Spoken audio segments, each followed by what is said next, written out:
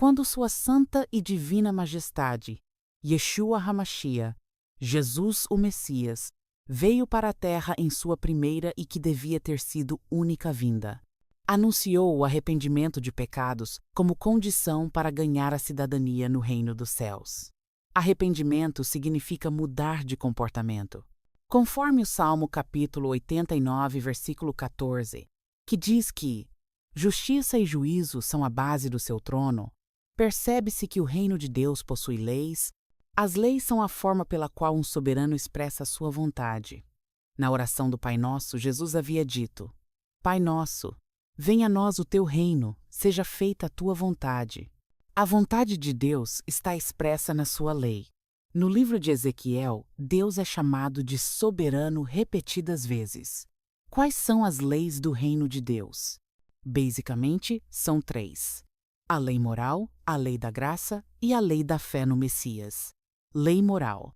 A lei moral é o caráter de Deus, por isso é eterna. Quando Deus cria seres autoconscientes, estabelece com os mesmos uma aliança, um contrato social. Este contrato é baseado no caráter de Deus, no qual o ser criado tem direitos e deveres para com o seu semelhante, ou seja, outros seres criados, bem como para com o Criador, sendo a mais importante ter fé em Deus, ou seja, não em outros deuses. Da mesma forma, o Criador também tem direitos e deveres nesse contrato. Os 10 mandamentos são a lei moral de Deus, aquela que nos acusa caso a violemos, conforme Romanos capítulo 3, versículo 20. A punição para o pecado é a morte literal, ou seja, inexistência. Isto está muito claro em Gênesis capítulo 2, versículo 17, quando Deus instruiu Adão sobre as consequências da desobediência, bem como em toda a lei de Moisés. Basicamente, a Bíblia trata da dualidade entre vida ou morte. Antes de comer do fruto proibido, a mente de Adão era controlada por Deus. Certamente, pelo Espírito da Palavra, assim, ele sempre fazia o que era certo de maneira inconsciente, automática. No entanto, após o consumo do fruto da árvore do conhecimento do bem e do mal, ele passou a ter que conhecer a lei moral, lutar contra os impulsos da carne e obedecer à lei, praticando o domínio próprio em todo o tempo. Com o pecado, Deus tirou do alcance da mão do homem o fruto da árvore da vida, a qual nos regenera e nunca envelhecemos. Seu consumo regular é o que nos mantém vivos internamente. Lei da graça. Graça aqui significa perdão. Diferente de nós, seres humanos, darmos graças a Deus, que significa gratidão. Devido ao pecado original do patriarca Adão, veio sobre o mesmo, e sobre os seus descendentes, a condenação à morte. Contudo, Deus, na qualidade de soberano, criou uma outra lei. Aliás, antes da fundação do mundo a tinha criado para dar continuidade ao projeto humanidade. No caso de os mesmos pecarem, trata-se da lei da graça. A lei da graça é vista em Gênesis capítulo 4, no qual Deus aceitou o sacrifício de Abel, o qual lhe ofereceu um animal, e rejeitou o de Caim, o qual ofereceu-lhe verduras. A Bíblia diz que um pecado só pode ser perdoado com derramamento de sangue, pois no sangue está a vida. Hebreus capítulo 9, versículo 22. Ao oferecer um animal, Abel reconhece-se como pecador e digno de morte, e que, devido ao coração perdoador de Deus, em aceitar a morte de um animal no lugar da dele, é que ele continua vivo. Caim, ao contrário, foi arrogante, soberbo, não se reconheceu como uma pessoa vulnerável a violar as leis morais de Deus, devido sua natureza de homem caído, herdade de Adão. O apóstolo João, em 1 João, capítulo 3, versículo 4, diz que o pecado é a transgressão da lei. Que lei? A lei moral. No original, pecado significa errar o alvo. O alvo é a lei moral de Deus. Quando o apóstolo Paulo critica a busca da salvação pela prática da lei, lendo o texto dentro do contexto, ele está criticando o retorno à prática da lei cerimonial religiosa, que é a parte da lei de Moisés, que se baseia na lei da graça do reino de Deus, no qual há circuncisão, a guarda de dias de festas e outros rituais. Agora, após o sacrifício substitutivo do Cordeiro de Deus, que é Jesus, não é mais necessário. Lei da fé no Messias. Em Gênesis capítulo 3, houve o primeiro grande julgamento. Quando Deus julgou a mulher, Eva, disse a ela que a semente dela lutaria contra a semente da antiga serpente, ou seja, o Criador prometeu à humanidade alguém capaz de cumprir a lei moral de Deus em todo o tempo, mesmo com o corpo de homem caído, portanto, bastante capaz para a liderança da humanidade, para suportar o ônus do comando, coisa que nem mesmo o rei Davi foi capaz de fazê-lo plenamente, ou seja, uma tremenda responsabilidade.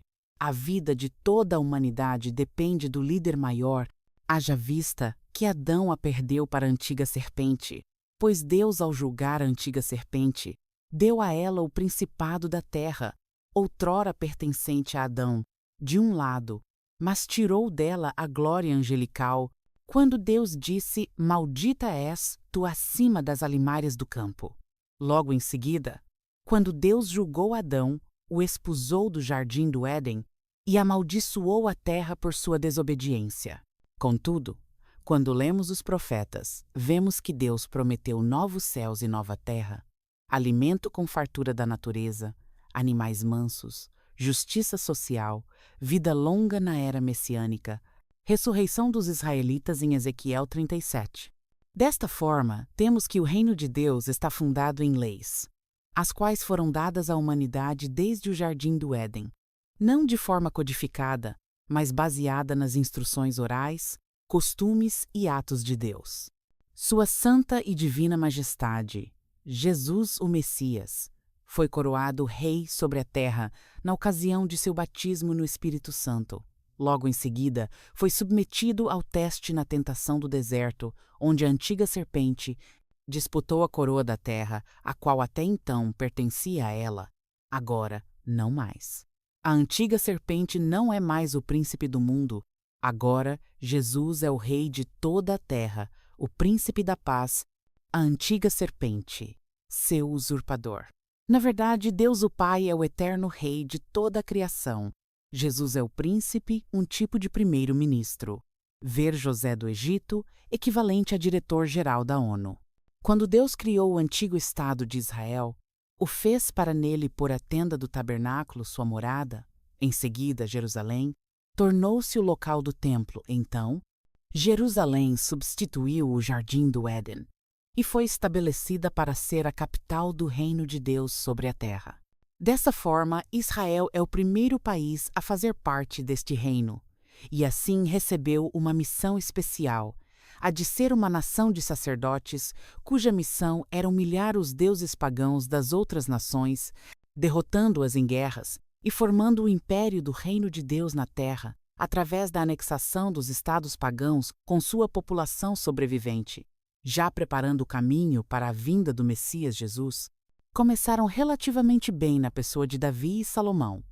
Mas seus descendentes, reis de Israel e sacerdotes descendentes de Levi, a maioria, violaram todos os mandamentos, inclusive o de não adorar a outros deuses, ver Ezequiel capítulo 8. Deus usou os profetas para denunciar isso e chamá-los ao arrependimento. Mas é importante ter em mente que a lei de Moisés é semelhante à Constituição do Estado de Goiás, por exemplo, a qual é subordinada e fundamentada na Constituição Federal do Brasil pela hierarquia das normas no federalismo brasileiro. País com tamanho geográfico e organizacional igual ao de um império. Sua estrutura de leis são parecidas com as da Constituição Federal, pois dela deriva e adequa-se. A mesma coisa vale para as constituições estaduais dos demais estados membros do Brasil, tais como Minas Gerais, São Paulo, etc.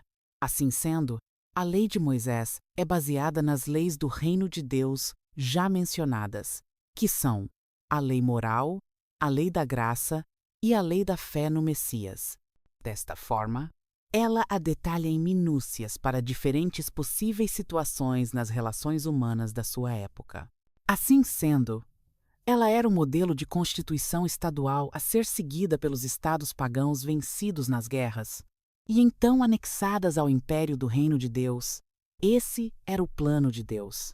Com isso, temos que Sua Santa e Divina Majestade, Jesus o Messias, veio para a Terra com a finalidade de ser rei em Jerusalém e, a partir disso, chefiar a ordem dos levitas e, portanto, chefiar os interesses do reino de Deus sobre a terra, cujo rei maior é o Deus Pai, e assim dar continuidade e finalizar o projeto de Deus de trazer toda a humanidade para Ele, todas as tribos, línguas, povos e nações.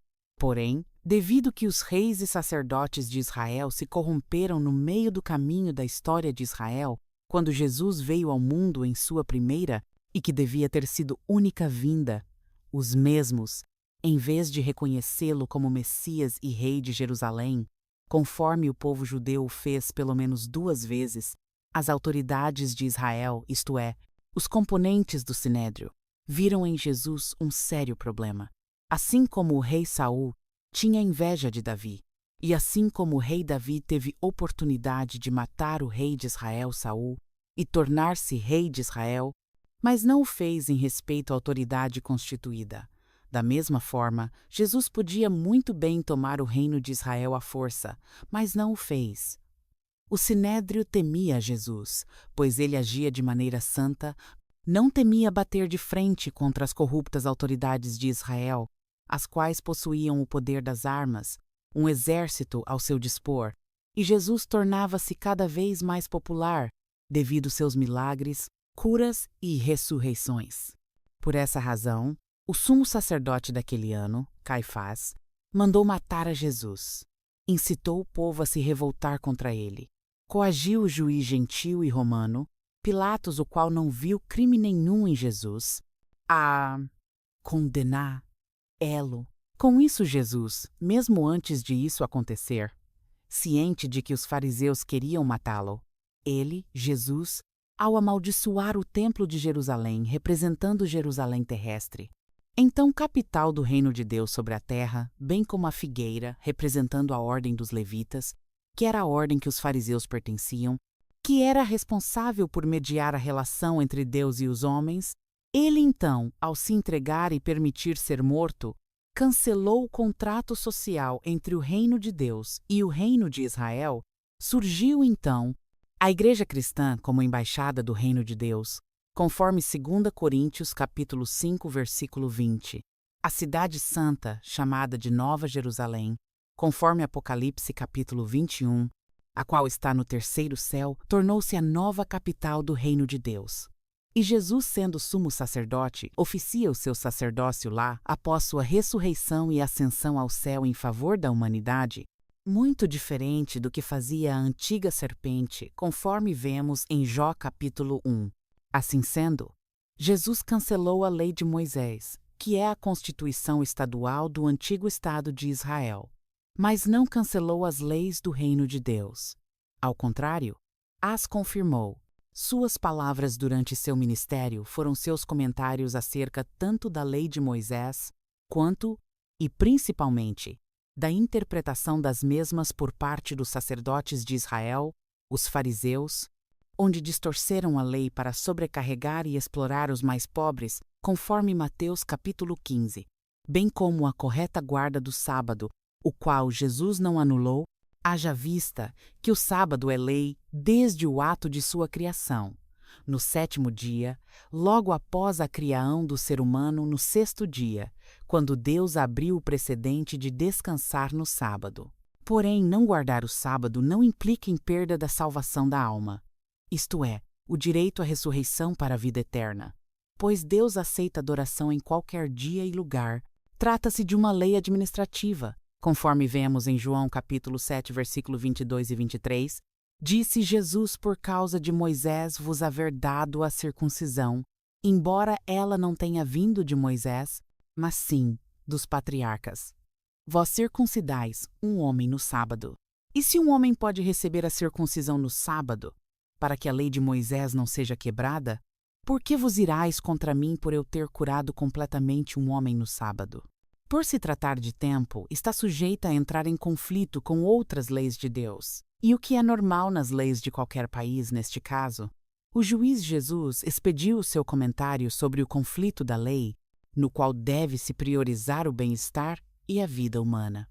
O sábado foi feito para o homem, e não o homem para o sábado. É preciso distinguir os 3 tipos de sábados: o sábado do 7º dia, o sábado enquanto feriado nacional de Israel em suas festas nacionais, conforme Colossenses capítulo 2, versículo 16 e 17, e o sábado como um estilo de vida tranquilo, este último em Hebreus capítulo 4, ainda iremos gozar. Ainda estamos debaixo da lei moral, que é a que nos conduz no caminho de santidade, da lei da graça, que é através da qual temos o perdão por nossa incapacidade de cumprir a lei moral com perfeição e a lei da fé no Messias Jesus, que é o nosso líder e Senhor, Filho biológico de Deus. Um dos grandes desafios de Jesus era provar para as pessoas de sua época que ele era o Messias. Por isso, ele sempre perguntava quando alguém pedia a ele para curá-lo se ela tinha fé, ou seja, se cria que ele era o Messias. O mundo vive uma crise de liderança enquanto Jesus não reinar de verdade sobre nós.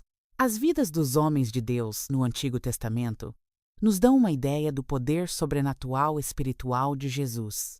Basta ver o caso do profeta Elias, o qual fez descer fogo sobre 2 destacamentos de 50 soldados, ou do profeta Eliseu, que fez todo um destacamento militar ficar cego.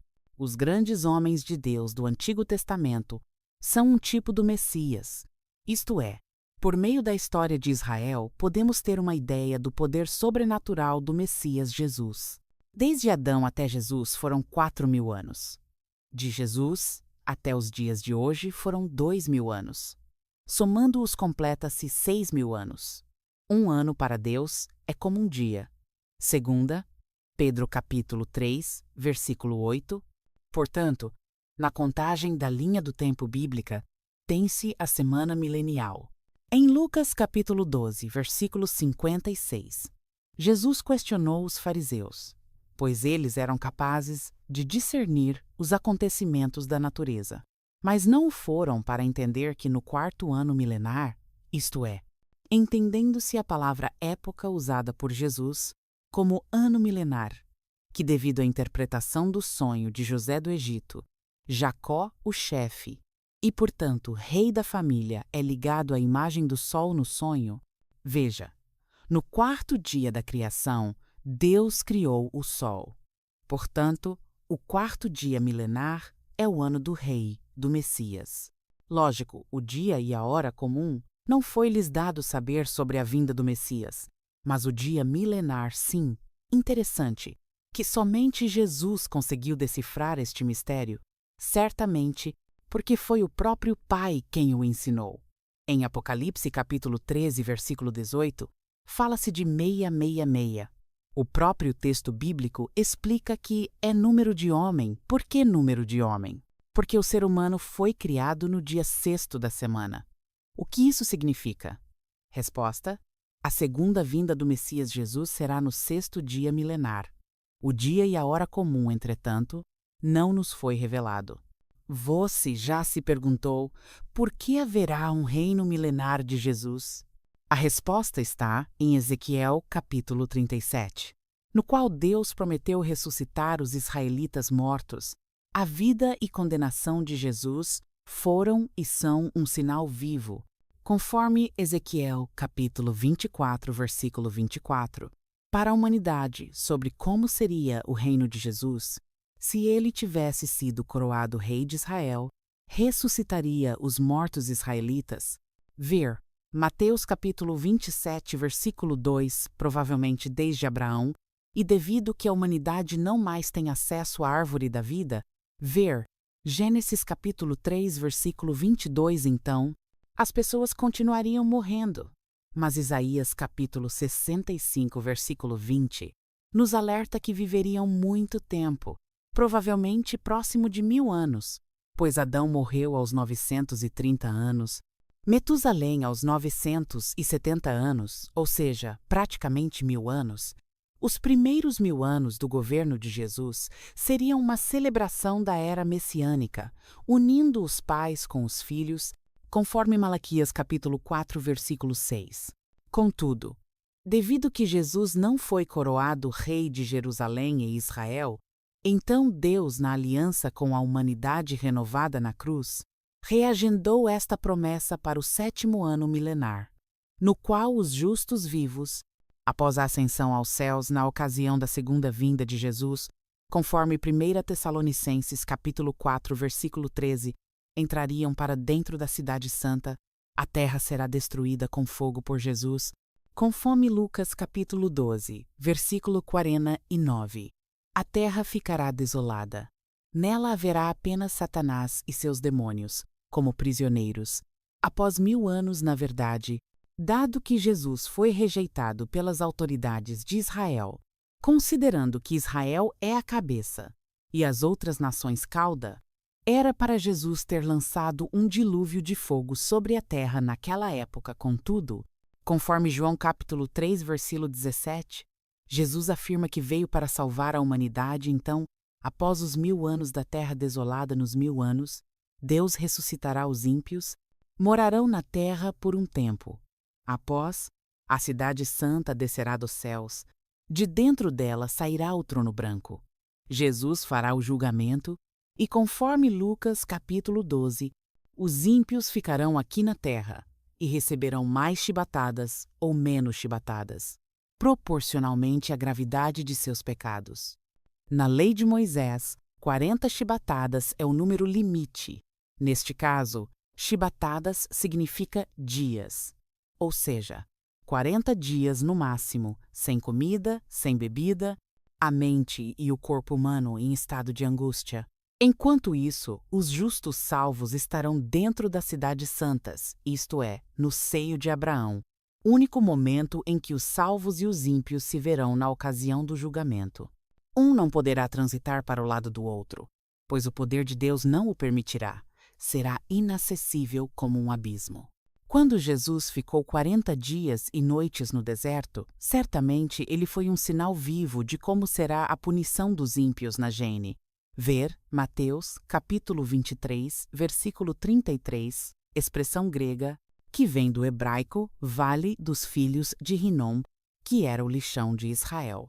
Voe pode ver lá, no mapa da sua Bíblia, e que Jesus a usou como figura para lugar de punição dos ímpios em várias passagens, traduzida erradamente na Bíblia Latina por inferno, que vem do latim inferus, que significa sepultura, mas que devido à ideia mística e mágica que as pessoas têm da palavra inferno, a associa a um lugar de fogo para punição eterna.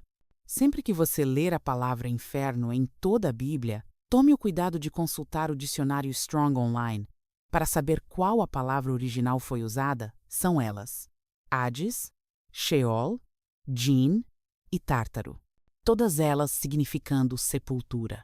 Após os ímpios serem torturados na terra desolada, lembrando que a tortura de Jesus foi um sinal vivo, eles serão lançados pelos anjos de Deus nos bolsões de fogo que haverá sobre a terra, chamada de Lago de Fogo, e lá, conforme Malaquias capítulo 4, serão exterminados vivos até virarem cinzas, cuja fumaça ecoará pela eternidade no memorial como uma advertência para os salvos das consequências de desobedecer a Deus. Mas fique tranquilo, pois para os salvos há a promessa de corpo glorificado após a ressurreição dos justos, que é o retorno do Espírito de Deus a controlar a mente humana conforme o faze. Com Adão antes da sua queda, nossa segurança é Jesus, e ele é as primícias da ressurreição, conforme 1 Coríntios capítulo 15, versículo 20. Portanto, o primeiro a ressuscitar com corpo glorificado, haja vista que nasceu com o corpo de homem caído por parte de Maria, sua mãe, descendente de Adão.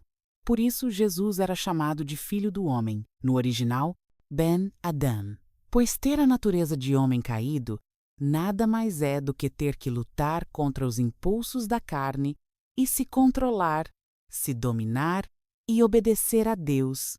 E Jesus, Conforme os relatos bíblicos, foi santo em todo o tempo, pois ele nasceu com o espírito da palavra como herança filial.